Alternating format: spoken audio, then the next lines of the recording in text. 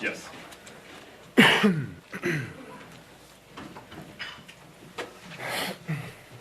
Yeah, sure. All right, we have Michigan Tech head coach Shawhan, and the student athletes with him today are Greyson Reitmeier, Brent, Baltus, and Patrick Munson.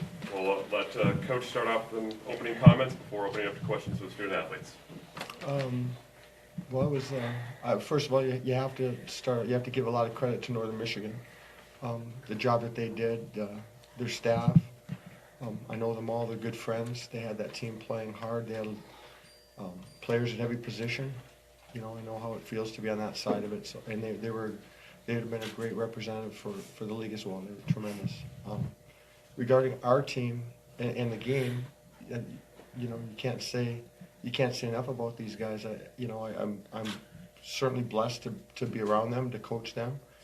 We challenged them this year to get out of their comfort level and to expect the most, and they did. You know, from the goaltending on out, it was a tremendous. We've had a couple goaltenders that have carried us. Packy going in there, and you'll have your chance at him, but going in there, being down 1-0 at Mankato is a story in itself. And you know, Brent Baltus coming back and leading us to, you know, he graduated last year. He's married. He could have just got on with his life, and he didn't want his hockey to end that way. And I'm so thankful for him for the job that he did in leading us and supporting me and helping us through a transition. You have to thank the previous staff that was here for sure, Mellon, Billy, and Gary, because they taught these guys how to win. You know, these guys, they ran themselves here at the end. Their leadership, their input to us as a staff, their attention to detail. That's the culture that's built within the university, and to go on three road trips and play the way that they played is remarkable. Really, it was. So, you know, I have a lot of love for them, and I'm extremely proud to be part of this fine university. I do want to say I'm happy that we had the success. Our president, Dr. Glenn Mraz and Gail, it's his last year here. He loves the hockey program. He loves the athletics. He loves the university. I'm glad that we were able to give him a going-away present. He's been so supportive of all of us. Dr. Sandregret, I thank her for giving me the opportunity. There were a lot of people. She could have hired a lot of great people. Whether or not we win another game, at least right now I feel proud that we were able to support her and her love for the program. Thank you. Questions of student athletes? Brent, since you're the one returning guy in this group, how does this game compare to last year's championship game? Well, I think there's a lot of similarities just with the buzz around the rink, and obviously this one is pretty special with it being against Northern. You know, you can't. That rivalry is just pure in every sense. So it was an exciting game. I'm just very thankful for and very proud to be a part of this university. And I mean, our team, the adversity we faced this year and the ups and downs, going on the road, playing 3 really good hockey teams, and then to end it this way, it's just, you know, there's not a lot of words that can describe it. What does this mean for the program, getting, you know, to another NCAA tournament? So I think it's huge for us. I think there's a lot of guys within this program, past and present, that have built it. I know I remember my freshman year and sophomore year, those guys, that first time we went to the tournament, those guys really, you know, built this program to what it is today and kind of laid that foundation. So I think for us just to keep the tradition going, and I mean, for our fans, for the community, the university, the sport we get, it's just a special feeling. And now, you know, it's just exciting, especially for us seniors, just everyone's another game for us. You guys dropped 2 games in this building this year. What was different tonight? Honestly, I don't. The first one, obviously, we lost 4-0. That was wasn't a great effort on our part. But I think that last series against Northern, the home and home, was a big series for us as a team.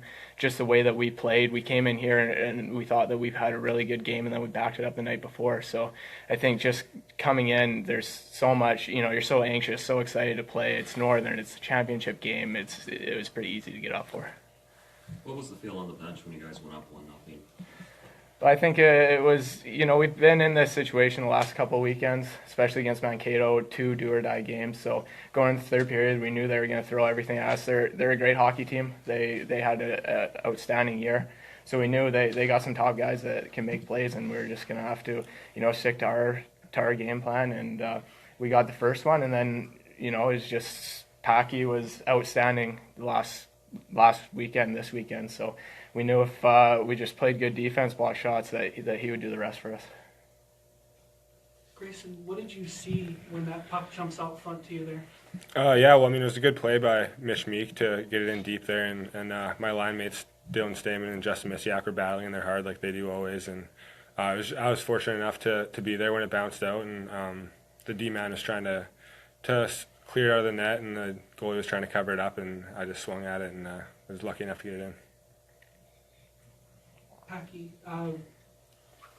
this season hasn't been ideal at times, but what has it meant for you individually to play the way you have the last 3 games and be able to do for this club what you've done? Well, a lot of the credit is the guys in front of me. I mean, we have 3 freshman defensemen that really developed throughout the year, and you can see in these last 3 games that they've just been blocking shots and been incredible. And even tonight, if I made a save, they were always there to clear it, and when they had great chances, they were there to block it and clear out. So they made it really easy on me, and I had to do my job to put pucks in the corners and put them in good spots. And I just think our team in general has really been trending upward, and they made it really easy on me. How was it going out there and seeing a lot of the Michigan Tech faithful? I know there was a little gripe about the tickets and stuff, but they had a good following here, and they were pretty loud the whole game. What did that mean to you guys? You take that one. I think just when we first came out for warm-up, that says it all. You heard the "Let's go Tech." I mean, that says everything about our fans. The following we get everywhere we go, whether it's Vegas, downstate, Arizona, it doesn't matter. They're always there for us. So for us, to provide or to win this, and hopefully they can be proud of this team. Anything else for the student athletes? One more question for Packy. You flipped your mask off. What was that all about and what happened there? Loggins, he walked in, he shot a puck in right in the middle of the face, and a couple of my straps went undone, so my helmet was barely dangling on. If I moved my head, it was going to fall off, so it accidentally fell off. All right, anything else? Greyson, Brent, Packy, you're free to go. Go join your teammates. Thank you. Thank you. Good luck next weekend. Thank you. Congratulations. Joe, you stay. Need to stay good. Joe, yep.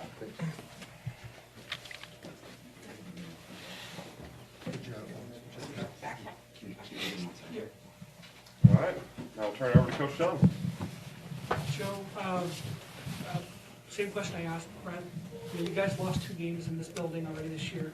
What was different tonight? What do you think? I think Brent summed it up pretty well. We thought we had a pretty good plan. First, when we played them, we never expected to be seeing them again. So we showed them everything that we had when we played them here last time. Because right at that point, we're trying to gain confidence, get on a roll. We know they're a good team. They're second place in the league, and at that time they were right there. They might have been in first. We want to make sure that we managed the big ice. We took away the middle of the ice as much as we could and kept the play to the outside. Made sure we didn't allow guys like Blue, who's a tremendous defenseman, Robbie Payne, who's extremely crafty, and Loggins, who can walk through guys, to do what they do well. And so we had to really focus on some individuals, and our guys did that. They were attentive to the game plan, and we thought, as Brent said, we played well last time we were here. That was a 2-1 game, even game, very similar to tonight. It's just that pucks went in for us tonight, 1-1 in, and they didn't get anything. So it was a very similar game. Joe, what did you see from Munson these last 3 games that maybe didn't see earlier? Did you see anything different from him? He can play big in big games. You don't know that you don't know that until you get into big games to see how he performs. I challenged our goaltenders this year. There's a standard that you have to play to be successful. And I remember at one time sitting down with them, and they were getting a lot of scrutiny, and I wanted to thicken them up and toughen them up because you have to for these types of environments.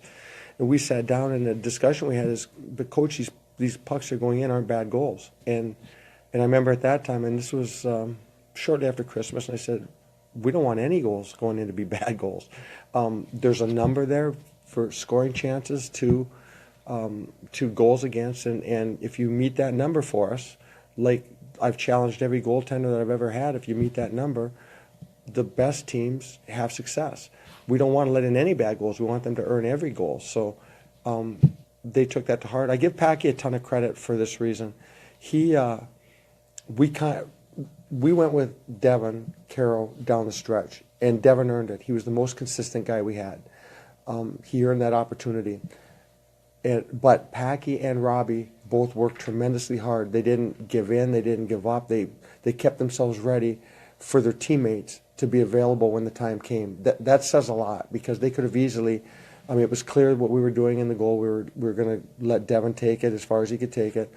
But they stayed ready. Their goalie sessions were good, if nothing else, better than they were before, because that a little bit of that pressure of week to week type of stuff was off. So they worked really hard. And when Packy got in there and he was able to settle in that first game in Mankato, and then he wrote it. And right now the puck looks big to him, and that's important for us. For any success we're going to have down the road, we're going to have goaltending. You have to have it. We had to have it in Mankato. We had to have it from Devin and Bemidji. We had to have it tonight.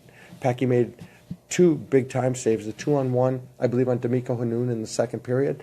That's how quickly Northern could transition. That's what we had to pay a lot of attention in our prep work to make sure that we were staying above their offensive players.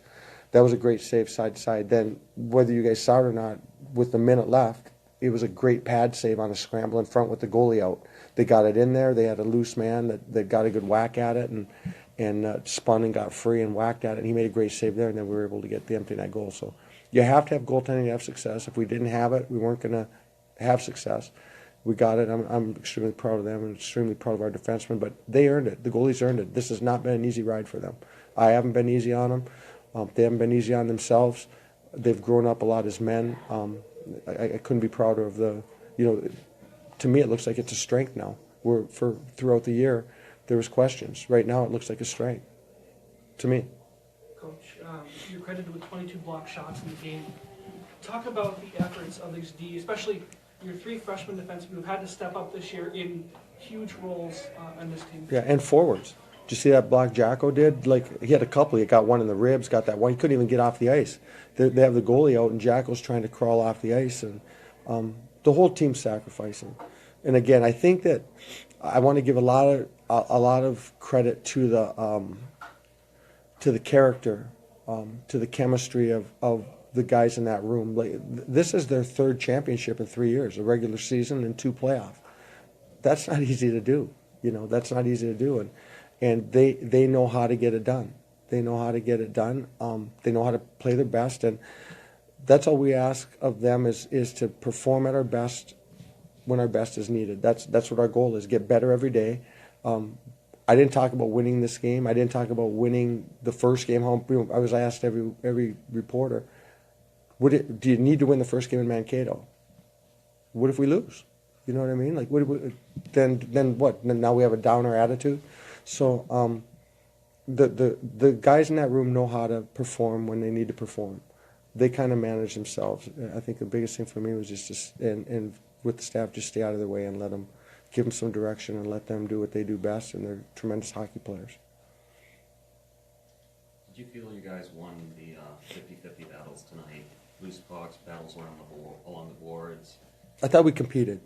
I mean, we'll watch some video and pull some stuff out that we have to improve on. I think the things that we wanted to do, we did. We limited our turnovers, which has been a big thing for us, especially with a team that can transition as quickly as they can. And when we did have turnovers, for the most part, they were in non-dangerous areas. They weren't in critical areas for the most part. I thought that we spent a good job of blocking shot. Every time you block a shot or whatever, it's a loose puck. So I think the guys did what they had to do. They competed hard in the puck. We swarmed well on the puck. We made some good plays with that, getting it out of the zone and taking away. If you remember, they had a sequence a week ago. I'm not sure if you were here or not, a week ago, but the last time we played them, where we were on a power play, and they killed a minute and a half of it just playing with the puck. just playing with the puck. We were on the power play. They got the goalie out, so it's 5-on-5, and they just played with the puck to kill it down so they'd have as much power play time as they can, and ended up getting almost a full 2 minutes.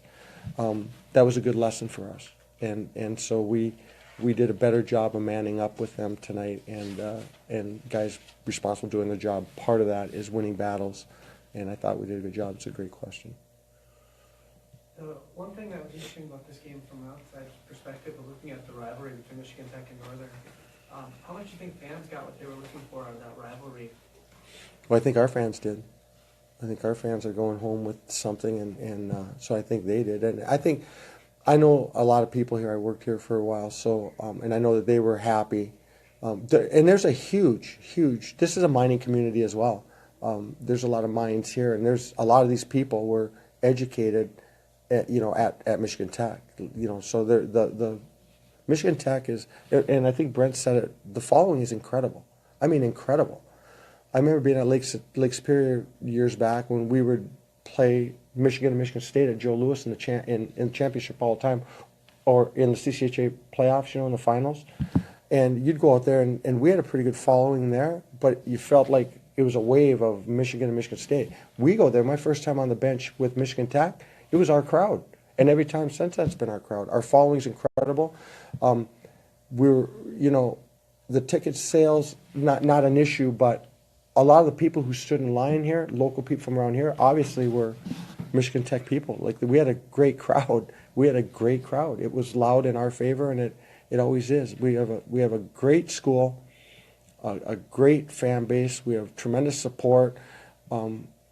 These schools we went to, Bemidji and Mankato, they're asking, like our pep band, Dr. Savagret sends our pep band there, fights to make sure that that the pep bands and supporters can get into the ring. She took on the whole conference and said, we're sending our band. If we make a championship, that's what we're about. We're sending our band. We need to have tickets set aside for the band. It's a college environment. And she fought for it back in the meetings last fall, or in the league meetings, and got it. And look what it does to the atmosphere. And those other schools were asking our band, how do you do things? And asking the Misfits, how do you do things? Like, help us out. We want to get that type of energy. So, unbelievable university, unbelievable support, unbelievable leadership, unbelievable students, great community. They love hockey. For me, it's been a true blessing to have the opportunity to be there. And not having been there before, I would have certainly been missing something. If, like I said after the game there, if I die tomorrow, I'm happy. You know what I mean? I've got great kids, great family. I've had a great job, great run. I love Michigan Tech and everything about it. And the biggest disappointment I would have had we not had success tonight, would not have been for Joe Shawhan. It would have been for Dr. Mraz, Dr. Sammergret, the wonderful people that you see every single day. They want this stuff bad. They believe in it. So that was huge for me. I would have lived. I don't play to win. I play to get better. The people supporting us, they want to enjoy it. And so I'm happy that we were able to deliver on that. We'll let you go enjoy with those people Thanks. now. Thank you, Coach. Good luck next week.